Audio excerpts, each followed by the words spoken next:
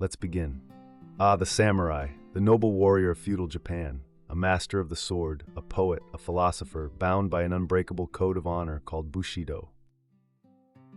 They were the living embodiment of discipline, courage, and sound of a man slipping on a banana peel, followed by a sad trombone. No. Forget everything you've seen in movies. The stoic hero facing down an army, the wise master dispensing cryptic wisdom, that's all a fantastic marketing campaign written hundreds of years after the people we're talking about were mostly dead. The reality, especially during the Sengoku Japan, or the Warring States period, was a whole lot less Last Samurai and a whole lot more first guy to get shot with a musket. Being a samurai in Sengoku Japan wasn't a glorious adventure. It was a miserable, brutal, and often pathetically short existence. You think your job is bad? At least your boss doesn't expect you to ceremonially disembowel yourself because the quarterly reports were a little disappointing. So grab your sword, which you probably can't afford, and let's dive into why it absolutely sucked to be a samurai. Number 1. Your soul is company property. Congratulations, you're a samurai.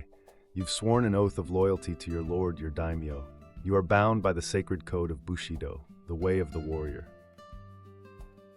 It's all about honor, courage, loyalty, and self-sacrifice. Sounds noble, right? In practice, Bushido during the Sengoku period was less a sacred code and more a set of HR guidelines that were flexible, frequently ignored, and mostly designed to benefit management. Your daimyo is essentially a hyper-violent CEO of a startup company called a clan, and his primary business model is hostile takeovers of other clans. Your daimyo is essentially a hyper-violent CEO of a startup company called a clan, and his primary business model is hostile takeovers of other clans. Your unbreakable loyalty is tested constantly because everyone is backstabbing everyone else. Your lord might decide to switch allegiance to a more powerful daimyo overnight. Your neighbor might murder his own brother for a promotion. Your own clan might decide you're more valuable as a political hostage than as a warrior. The entire era was a century-long game of musical chairs where the chairs were castles and the music was the screams of the dying. And the most famous part of your job description? Seppuku, ritual suicide, for honor. Did you fail in a battle? Seppuku. Did you tick off your lord? Seppuku. Did your lord die and you feel kind of bad about it? Seppuku. It was the ultimate way to take responsibility. Except it was often less about your personal honor and more about getting your family out of trouble or serving as a very dramatic corporate apology. Imagine getting fired, and as a sign of your loyalty to the company, your boss strongly suggests you perform open abdominal surgery on yourself in the parking lot. That was your life, your honor, your life, your death. It was all just a tool for your boss's ambition. Number 2, the armor, a fashionable sweatbox of death. Let's talk about the gear, that iconic samurai armor, the O-Yoroi. It looks incredible, right? A terrifying work of art made of lacquered iron plates, leather, and vibrant silk cords. It's designed to make you look like a demonic beetle, ready to reap souls on the battlefield. Putting it on, you'd feel like a god of war. For about 5 minutes. Then you'd start to realize some things. First, this glorious suit is basically a personal sauna, designed by someone who hates you. Japan is hot and humid. You're wearing layers of clothing under a heavy, barely ventilated shell of metal and lacquer. Marching for even a mile in the summer sun would turn the inside of your armor into a swampy, stinking terrarium of your own filth. And sweat. The smell alone could probably kill a small bird. Second, it's a maintenance nightmare. Those beautiful silk cords, they rot. The lacquer, it chips. The iron plates, they rust. You had to constantly be oiling, cleaning, and relacing your suit, or it would literally fall apart on you, which is a bad look when someone is swinging a two-handed club at your head. It's less noble armor and more high-maintenance antique furniture you have to wear into a riot. And the helmet, the kabuto, is the crowning achievement in impractical design. Those fantastic crests and menacing masks were great for intimidation, but they also made your head a giant, top-heavy target. Your field of vision was narrowed to a tiny slit, meaning you could easily be blindsided by a peasant with a pointy stick. The whole getup was unbelievably cumbersome, weighing anywhere from 40 to 60 pounds. It wasn't designed for graceful, acrobatic duels. It was designed for mounted archery, and by the Sengoku period, most samurai were fighting on foot in chaotic, muddy slugfests. You were essentially wearing cavalry equipment to an infantry knife fight, and you were about as mobile as a refrigerator. The katana is an elegant curved blade, forged and folded 1,000 times, so sharp it can slice a man in two. It is, they say, the very soul of the samurai. Despite its reputation, the katana is the most overrated piece of equipment in military history. It was a fantastic sidearm, but just that, a sidearm. Thinking a samurai went into battle with just his katana is like thinking a modern soldier goes to war with only a pistol. It's a cool backup, but not suitable as a primary weapon. For most of the Sengoku period, the king of the battlefield was the yari, the spear. These were massive 15 to 20 foot long pikes wielded by large formations of ashigaru soldiers. Ashigaru were lower-class soldiers who formed huge formations wielding yari spears. Their strength in numbers made them the dominant force on the battlefield. Imagine a samurai with years of sword training charging alone against a massive formation of ashigaru wielding yari. The samurai's skills are useless against the spear wall. The glorious samurai duel was a rarity. Most battles were messy, chaotic clashes of spear walls and archery volleys, far from the orderly sword fights often depicted. Then the Portuguese arrived, introducing the arquebus, a matchlock firearm that was slow to load and wildly inaccurate, yet game-changing in warfare. The arquebus changed everything. Traditional sword skills became irrelevant against soldiers armed with firearms, even those with minimal training. Oda Nobunaga, a successful warlord, crushed a cavalry charge of elite samurai using volley fire from 3,000 gunners at the Battle of Nagashino. The age of the sword-wielding hero was officially over, replaced by the age of loud, smoky firearms that could penetrate armor from 100 yards away. Number 4, a gourmet diet of rice and despair. So you're a warrior, a member of the ruling class. You must be dining on lavish feasts, right? Succulent, roasted pheasant, fresh sea bream, mountains of dumplings, and endless gourds of premium sake? Keep dreaming. Your actual diet, especially on campaign, was a monotonous, soul-crushing parade of boiled rice. Brown rice, mostly. Sometimes it was mixed with barley. Sometimes, if you were unlucky, it was just millet. This wasn't the fluffy, perfectly steamed white rice you get at a restaurant. This was a gritty, bland, and often inconsistently cooked mush that you were expected to live on for months at a time.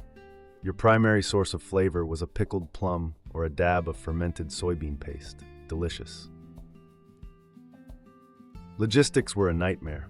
Armies marched on their stomachs, and the supply chains in 16th century Japan were, to put it mildly, not great. This meant your daily rice ration was often spoiled, infested with weevils, or just plain non-existent. You'd spend weeks marching through the mountains, fueled by cold rice balls you'd carried in your sleeve, slowly succumbing to malnutrition. Vitamin deficiencies were rampant.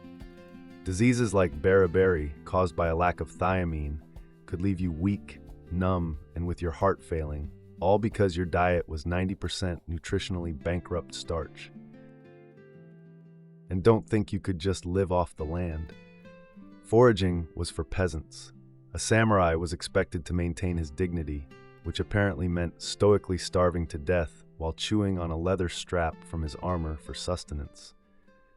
The only comfort you might find was sake, but the stuff you'd get in camp was a rough, cloudy, unrefined brew that tasted like gasoline and would give you the hangover of a lifetime. So you'd be sitting in a muddy, flea-ridden camp, gnawing on a cold lump of rice, your guts in turmoil, knowing that your lord was a few tents over enjoying a hot meal while he planned the next battle you were probably going to die in. 5. Your social life is a high-stakes performance. As a samurai, you belong to the elite. You command respect. Peasants are supposed to bow as you pass. You even have the legal right, the kirisut gomen, to strike down any commoner who insults you. You are, in theory, the master of your domain. In reality, your daily life is a suffocating web of rigid etiquette, unspoken rules, and constant paranoid social anxiety. Every single interaction is a test, and the penalty for failure is at best utter humiliation and at worst a gruesome death. You think small talk at a party is stressful? Try having a conversation with a higher-ranking samurai, where using the wrong honorific could be interpreted as a mortal insult, forcing him to challenge you to a duel. The social hierarchy was everything. You had to know precisely who to bow to, how deeply to bow, who entered a room first, who sat where, and who was allowed to speak. A simple tea ceremony wasn't a relaxing ritual. It was a high-stakes theatrical performance where every gesture was scrutinized. Did you hold the bowl correctly? Did you slurp at the right moment? A single misstep could lead to you losing face, a concept so serious that seppuku was often seen as the only way to restore it. Your entire existence was a performance, and you were always being judged by an audience that held your life in their hands. This created a culture of extreme paranoia. Your allies were also your rivals. That friendly samurai from a neighboring clan might be plotting to assassinate your lord, and you along with him. Even your own family wasn't safe. Brothers killed brothers for inheritance and power all the time. You had to be constantly vigilant, watching what you said, who you said it to, and how you said it. It was a life devoid of genuine relaxation, a tightrope walk over a pit of vipers where the slightest wobble meant the end. You might have the power to kill a farmer for a rude glance, but your own superior could order you to kill yourself for pouring his sake with the wrong hand. 6. Peace is hell too. Alright, so a life of endless war, bad food, and social terror is awful. But surely things got better when the wars finally ended, right? When the Tokugawa clan finally unified Japan and ushered in the Great Peace, the surviving samurai could finally hang up their swords, relax, and enjoy the fruits of their labor. You wish. For a class of people whose entire identity, purpose, and income was based on fighting, peace was an absolute catastrophe. It was the equivalent of 1 million professional soldiers getting laid off at the same time with no transferable skills. Suddenly, you had a massive surplus of trained killers with nothing to kill. These masterless warriors, the Ronin, became a huge problem. Stripped of their lords, their lands, and their stipends, they wandered the country in search of work. But what work was there? Their samurai status forbade them from the unclean work of farming or commerce. So many were reduced to becoming hired thugs for rich merchants, a class they were raised to despise. Others became bodyguards, martial arts instructors, or when desperation hit, common bandits and mercenaries. Imagine dedicating your entire life to mastering a set of skills, only for the world to change overnight and render those skills utterly useless. You're a relic, a walking ghost from a more violent time. You still carry your 2 swords as a symbol of your status, but you can't afford to eat. The commoners you once lorded over now look at you with a mixture of fear and pity. You are a man with no master, no purpose, and no future.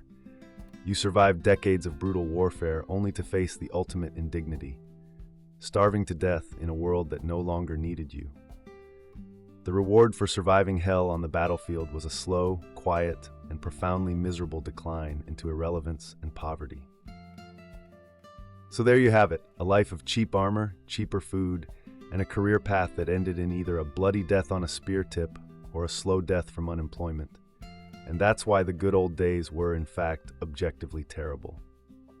Subscribe for more shattered illusions.